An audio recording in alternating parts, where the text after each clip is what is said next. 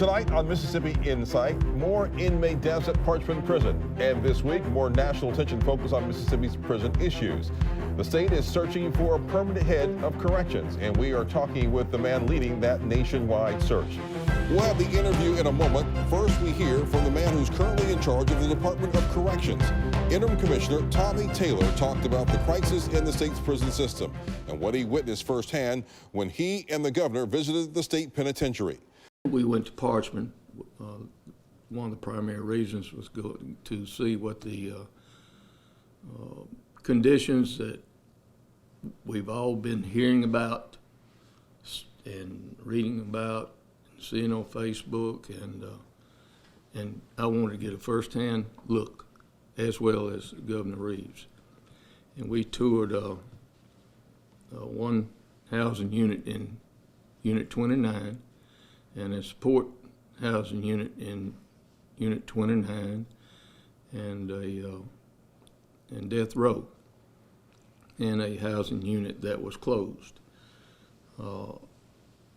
While we were in the housing unit that was closed,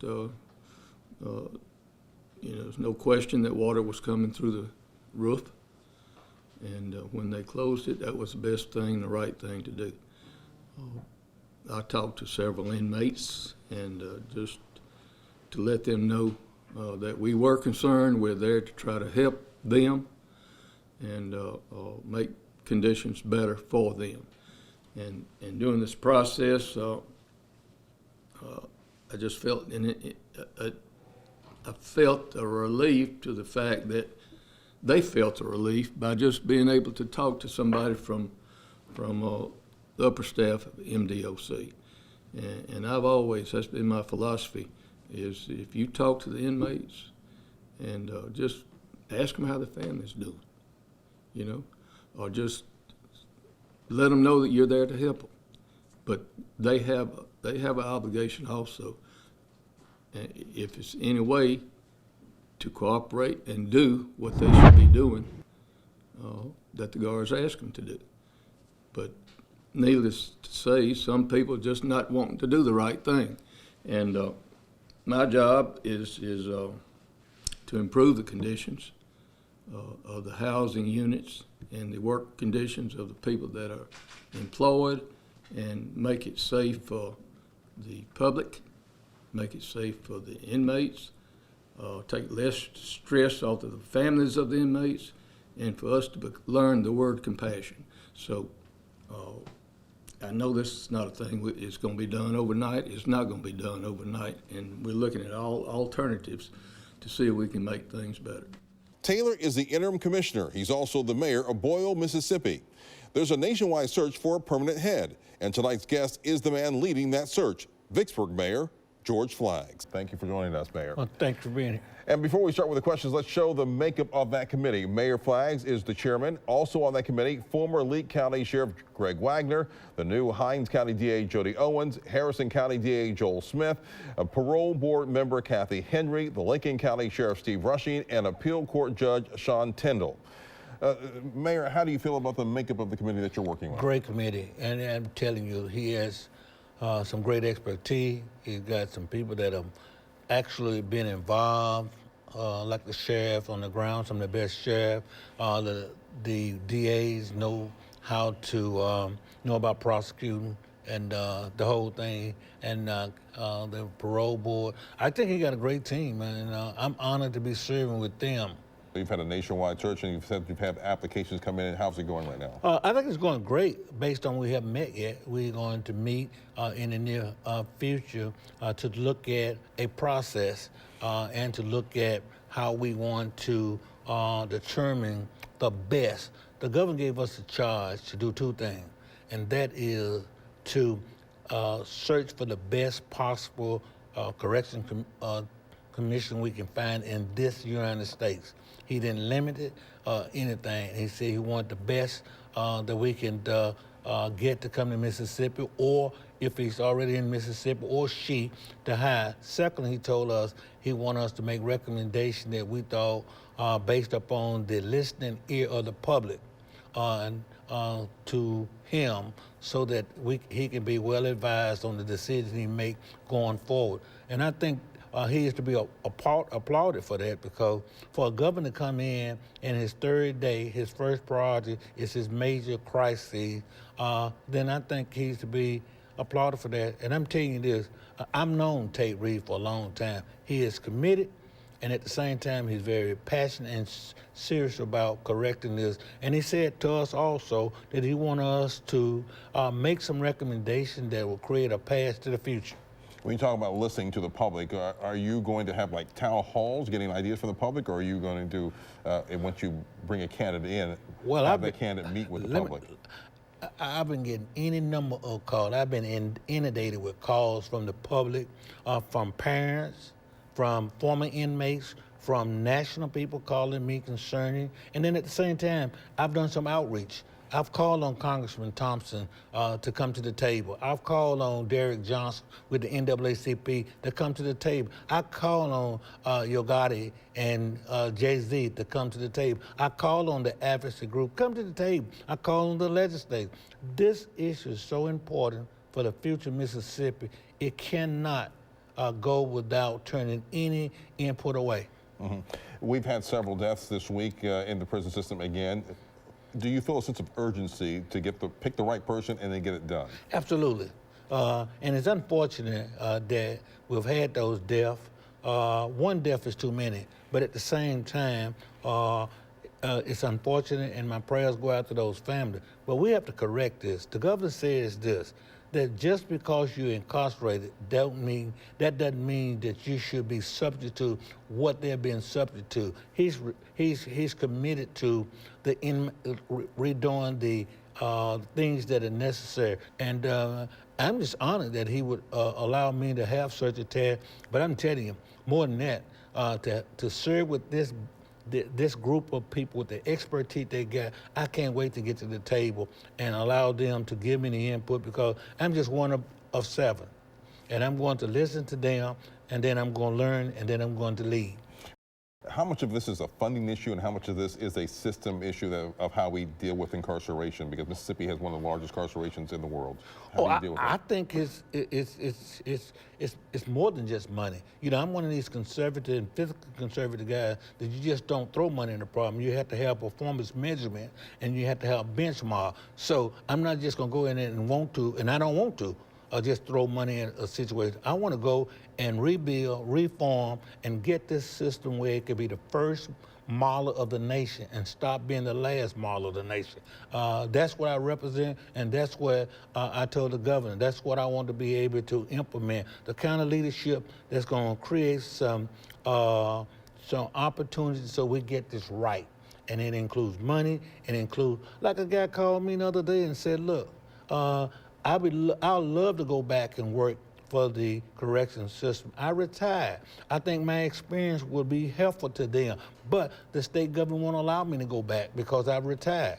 We need to look at that. There's some legislative option. I got a call the other day from American, that's a group, the Jim Brown. They came to the state when we had the juvenile crisis. They want to come back to the state. And in fact, I'm trying to schedule him in this state. I want Yogati, I want Jay-Z. And I told them that those writers are good, but let them be positive. Let's get out and rally to encourage people to come together and not come and turn on each other and make sure that we get this right. I represent what is best for the future of Mississippi, not what's worst for the state of Mississippi. What do you make of the lawsuit between Yogati and Jay-Z? Do you feel that it's putting pressure on the state to do what they have to do? Or you know, I'm one of these guys. I don't believe in litigating. I believe in legislating.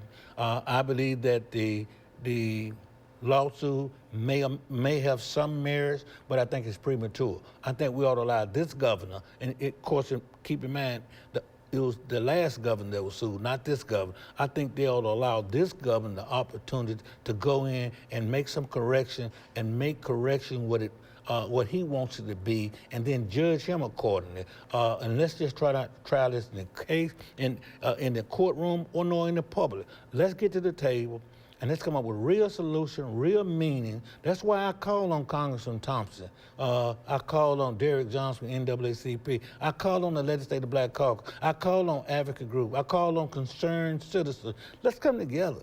Bring me your idea. I got a stack of ideas on the table. I can't wait to put there. We got some great resumes. I was shocked at the resumes of the people, and I think they well overqualified. They have the passion, concern, and they're willing to move to Mississippi. I got resumes from folks that are already in Mississippi, wants this opportunity. I would love it, but I'm loving being the mayor of the city of Vicksburg. Do you think the legislature is going to do what it needs to do to make these corrections? Absolutely. I believe under the leadership of Lieutenant Governor Holsby, Speaker of the House, and this governor collaborating and working together. And I think the chairman of both respective committee, I think they understand. I think the legislators understand this crisis. I don't know of anybody that don't know about this issue. And because we all know about it, we got to all do something about it. What about moving the prisons and the inmates to the private prisons? Do you support that that move, or do you believe that they should be going somewhere else? I believe all the options for the governor ought to be on the table. I know that we've talked about private prison and growth. We have a crisis. And what we have to do is deal with this crisis firsthand. I think all the options ought to be on the table. If putting some of the nonviolent offenders in outreach programs, community programs, if putting some of the violence into private prison, I'm all for that. I tell you what else I'm all for. I'm for going back to second chance programs that provide grants and funding for community leaders. We do better when we police and we counsel and govern ourselves. I'm for giving the regional jails, giving the county jails the opportunity to retain some of their inmates rather than sending them to punishment and pay them an adequate wage. Because you know why? When people can go across the street or down the block to see a loved one in jail and is being incarcerated, that inmate is more likely to be disciplined and to do right than someone that has to be hundreds of miles away from their family, may not see their family for months at a time. I believe that these inmates ought to have access to their relatives based upon some incentive programs. If you do good, you'll be rewarded good. There's any number of things. I'm open for everything that will make this system better. How much money do you think the state needs to put into the prison system to get it where it needs to be? Well, I don't know, because it's been a long time since I handled their budget, but I can tell you what, we ought to give them one penny that does not have a benchmark. I'm an advocate for benchmark. If I give you the money, I want the service. I believe in this in Vicksburg Mayor. I believe this when I was in the legislature. We ought to provide the highest quality service at the least cost to the taxpayer. They say that I run the city of Vicksburg like a business, and I do. It's the people's business.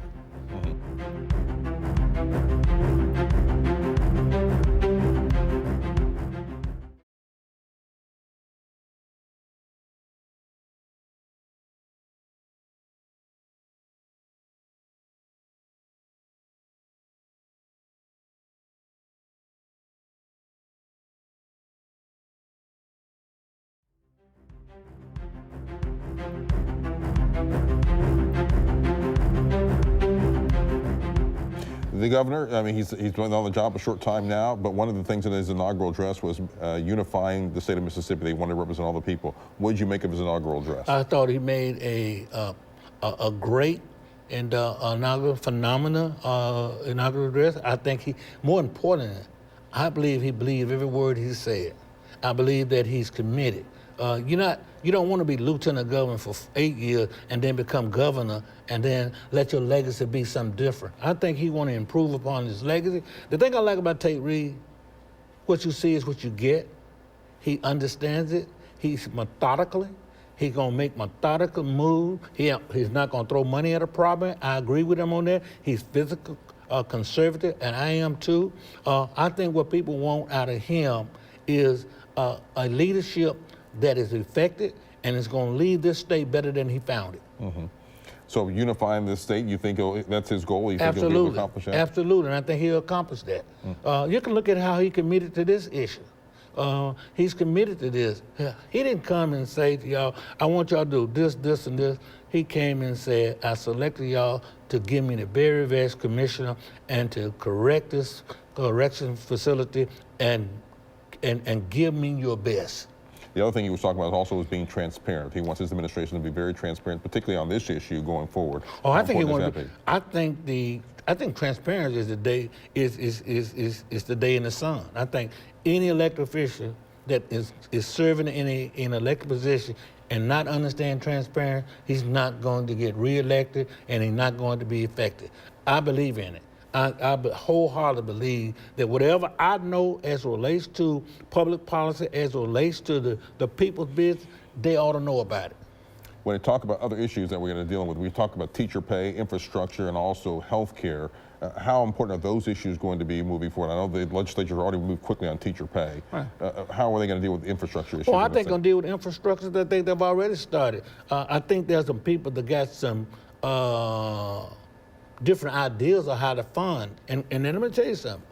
I'm one that agree with him. I don't think you have to raise taxes to continue to fund infrastructure. I don't believe that. I believe that we can fund infrastructure in a way through some innovative, creative way of funding and not raise taxes, one. Two, everybody talk about expanding Medicaid. Everybody talks about Obamacare. It doesn't matter what you call it. Forget about what you call it. Stop saying you don't have to expand Medicaid to improve Medicaid. You know how you can do it? We can go back to this regional concept when we used to fund regional health care. Hines Comprehensive Center, one of the greatest healthcare providers you ever want to see. Give them some money. So what we ought to be concerned, and I told one of the legislators the other day, stop worrying about what you call it. Make certain that it does two things, and you can measure these things. One, that it's accessible, and one, the other one, that it's affordable. If healthcare is accessible and affordable in Mississippi, it will serve the need of the energy. It will serve the poor people of this state. Don't get hung up on a national title. That's what they get. They get tired of, well, we're going to expand Medicare. We got 300,000 people. The 300,000 people is not the issue. The issue is that you got too many people that don't have access to health care and quality health care. And that's what you got to fix.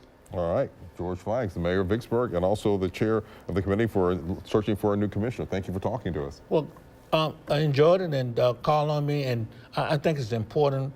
This crisis is here, and it's so important for us to get it right the first time. All right. Thank you very much, Mayor. Thank you, Brian. All right. And we'll be right back. Byron.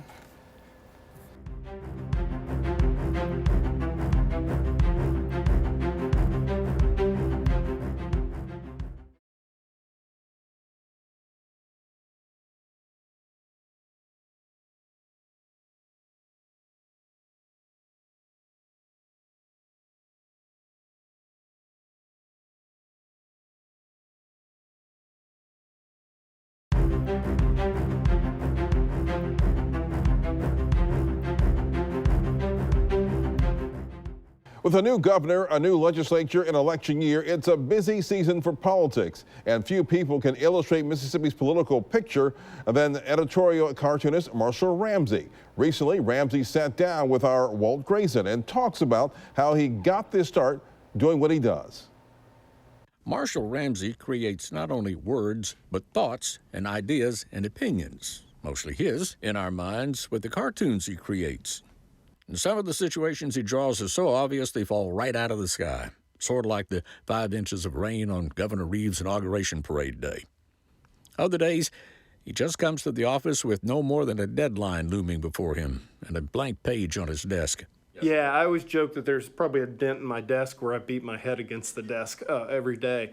But with the legislative session just getting underway, Marshall Ramsey should have a gold mine of material to draw from. I always tell people I have a crack team of comedy writers up at the state capitol that give me material. So how does one come to the decision to be a political cartoonist? Well, it began as a youngster in church for Marshall Ramsey. Not by divine revelation, but by his mom's inspiration as a way to keep him quiet. You know, she gave me crayons and paper, and that's before they had the kids' church bulletin. A lot of truth to that, believe it or not. But mom was an art teacher, and she discovered early on that I could draw. And I grew up in a family that literally my parents would make us all sit around the dinner table and talk about what was going on in the world. So this was the 70s in Georgia. Jimmy Carter's running. We had Watergate. And I remember turning to the editorial page and seeing these great cartoons of big teeth Jimmy Carter and everything else. And I was like, I want to do that. In fact, I walked up to my dad and said, I want to be an editorial cartoonist. And he looked at me and he said, you're going to be the best one ever. You know, I don't think that I can change the world, but I do want to at least make people think. And people always like, well, I don't agree with the cartoon. That's okay. As long as you're thinking about what you believe, that's okay. I just want to make people think. Marshall Ramsey, he gets us to draw our own conclusions because he draws his own conclusions for us every day. And you can see Marshall's work at Mississippi Today. And we'll be right back.